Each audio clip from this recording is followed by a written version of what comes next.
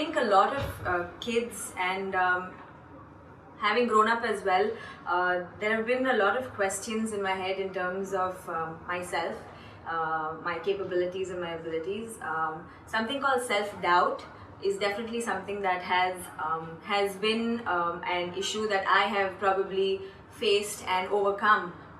But I would also like to know what your view on this is. How does one overcome self-doubt, especially as a youngster? Namaskaram, Rajina. I'm glad you're growing up, huh? I know everybody is telling you, believe in yourself, believe in yourself. I would say, please doubt yourself. Whatever is going right or wrong in your life, first thing is to see, maybe it's me who caused this. Look at it carefully, if it's not you, then we look at others.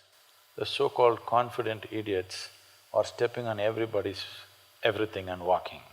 Self-belief or any kind of belief will bring you confidence without clarity. The level of damage that's happened to this planet and to life around us, everything is because confidence without clarity. If you had little doubt about what you're doing, you would think 10 times before you do something, isn't it? And that would be a sensible world. I want everybody to have some self-doubt. Anyway, coming to physiological and psychological growth, when we say growing up, there are many dimensions to a human being. There's physiological growth, there's psychological growth, there is emotional and other dimensions of growth in a human being. Most of the time, we measure growth physiologically and the next possibility is psychologically.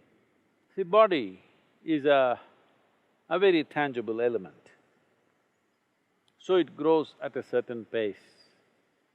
In some people's mildly faster or slower, but it grows at a certain pace. But the psychological dimension of who you are is not such a tangible process, it's an intangible process, more flexible, more mobile or nebulous. So it should be able to grow well ahead of your physiological process. If growth pangs, if people are having, it is mainly because their psychological growth is not one step at least ahead of their physiological growth.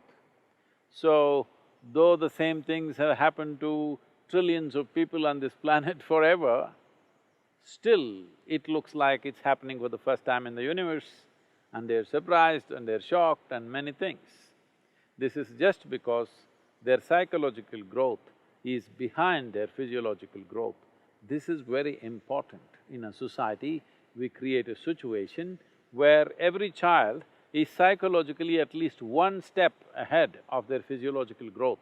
If you do just this one thing in your life, you will see whether it is adolescence or middle age or old age, you will not be surprised by anything. You know how to deal with it, you know how to handle it, and there will be no shocks and upheavals in your life for simple processes. Right now, people are living in such a way that toddlers are having diaper problems, teenagers are having hormonal issues, middle-aged people are having middle-age crisis.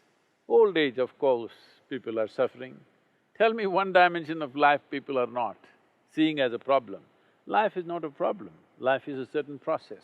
The question is only, have you prepared yourself for the process or not?